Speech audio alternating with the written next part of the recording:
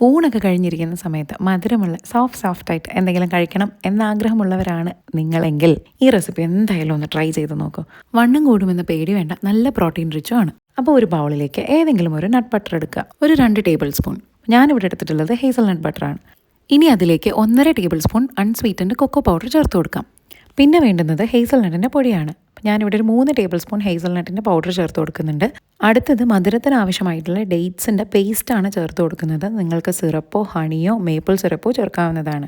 ഇനി ഒരു ഫ്ലേവറിന് വേണ്ടി 1 ടേബിൾ സ്പൂൺ വനില ഷുഗർ ചേർത്ത് കൊടുക്കുന്നുണ്ട്. ഇത് തികച്ചും ഓപ്ഷണലാണ്.